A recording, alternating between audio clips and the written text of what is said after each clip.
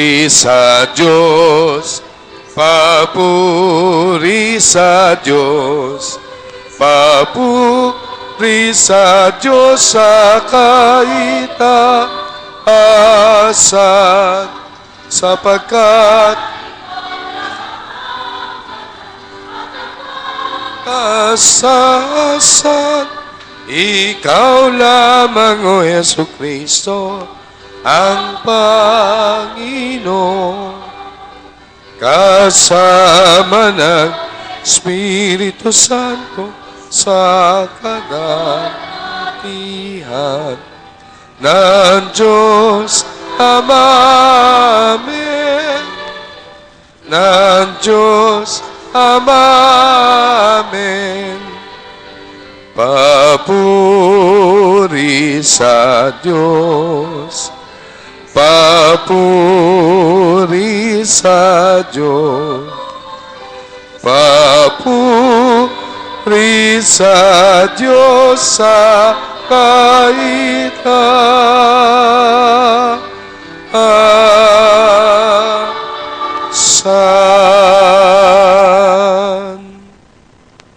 Manalangin tayo. Ama naming makapangyarihan, ipagkaloob mo sa iyong sambayan ng tinipon ng iyong Espiritong Banal, ang kaloobang ikaw ay wagas na pagtapatan at ang kapasyang ikaw ay malayang paglingkuran sa pamamagitan ni Jesucristo kasama ng Espiritu Santo magpasawalang hanggan. Amen. Magsiupo po ang lahat.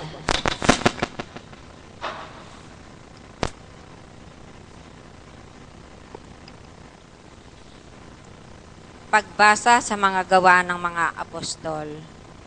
Itinatagubilin ko kayo sa Diyos nang may lakas na magtayo at magdulot ng pamana sa lahat ng mga naging banal.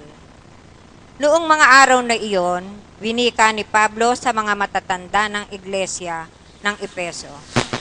Ingatan ninyo ang inyong sarili at ang buong kawan na pinaglagyan sa inyo ng Espiritu Santo bilang mga tagapamahala upang pamahalaan ang iglesia ng Diyos na kanyang tinubos ng sarili niyang dugo.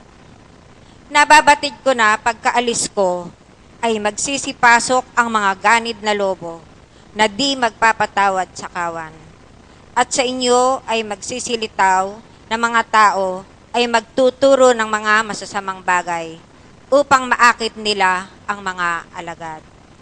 Dahil dito, mag-ingat sana kayo at alalahanin na sa loob ng 3 taon, gabi at araw, ay walang tigil ang aking pagpayo na may mga luha sa bawat isa sa inyo. At ngayon, itinatagubilin ko kayo sa Diyos at sa kanyang salita na may lakas na magtayo at magdulot ng pamana sa lahat ng naging banal. Wala akong hinangad na pilak, ginto o kasuotan sa kaninumang tao. Talastas ninyo ang aking mga pangangailangan at yaong ang aking mga kasama ay ginamit ko ang mga kamay na ito. Sa lahat ng bagay ay itinuro sa inyo na sa ganitong pagpapagal ay kailangan tulungan ang mahihina at alalahanin din naman ang mga sinasabi ng Panginoong Hesus na ang wika. Lalong mapalad ang magbigay kaysa tumanggap. Pagkasabi nito, lumod siya at nanalangin kasama ang lahat. Napaiyak ang lahat. Niyakap si Pablo at hinagkan. At lalo nilang ikinahapis ay yoong sinabi niya na hindi na nila muling makikita ang kanyang mukha. At siya ay nihatid nila sa daong. Ang salita ng Diyos. Salamat sa Diyos. Magsiawit sa Diyos kayong mga kaharian sa lupa. Magsiawit sa Diyos kayong mga kaharian sa lupa. Dahil sa iyong templong nasa Jerusalem, paghahandugan ka ng mga alay ng mga hari. Kayong mga kaharian sa lupa, magsiawit sa Diyos, magsiawit sa Panginoon, magsiawit sa Diyos. Magsiawit sa Diyos kayong mga kaharian sa lupa. Dinadala siya sa kaitaasan ng langit, patungong silangan. umaalingaw-ngaw ang kanyang tinig, ang tinig na makapangyarihan. Kilalanin ninyo ang kapangyarihan ng Diyos. Laganap sa Israel ang kanyang kamahalan, at nasa mga alapaap ang kanyang kaluwalhatian. Magsiawit sa Diyos kayong mga kaharian sa lupa. Kahanga-hanga ang kanyang banal na dako, ang Diyos ng Israel, ay nagkakaloob ng kapangyarihan at lakas sa kanyang bayan. Magsiawit sa Diyos kayong mga kaharian sa lupa. Magsitayo po ang lahat.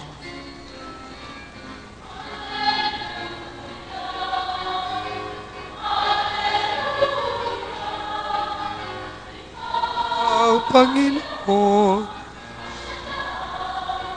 ng buhay at ang tahanan. Alleluia, Alleluia, Alleluia. Ikaw, Panginoon, ang siyang daan ng buhay at ang katotohanan. Alleluia.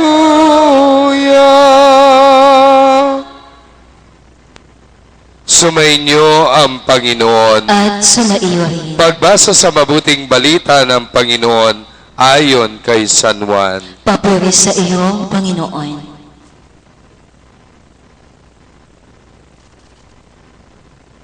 Nang panahong iyon, tumingala si Jesus sa langit at nagwika, "Mula ngayon ay wala na ako sa daigdig, ngunit sila ay nasa daigdig pa. Ako naman ay patungo na sa iyo. Banal na Ama, alang-alang sa iyong pangalan, ingatan mo yung mga ibinigay mo sa akin, upang sila ay maging iisa na katulad natin. Habang kasama ko sila, ay iningatan ko alang-alang sa iyong pangalan ang mga ibinigay mo sa akin. Inilagaan ko sila at walang nawala isa man, kundi ang anak ng kapamakan, upang matupad ang kasulatan. Dadapat ngayon ay nasa sa iyo ako, at sinasabi ko ang mga bagay na ito habang nasa daigdig pa ako, upang malubos sa kanila ang aking kagalakan. Ibinigay ko sa kanila ang iyong salita, at sila ay kinapuotan ng daigdig. Palibhasa, hindi sila sa daigdig, katulad ko na hindi rin sa daigdig. Hindi ko inihiling na sila ay kunin mo sa daigdig, kundi ingatan mo sana sila sa masama. Hindi sila sa daigdig, katulad ng ako ay hindi sa daigdig. Italaga mo sila sa katotohanan. Ang salita mo ay katotohanan.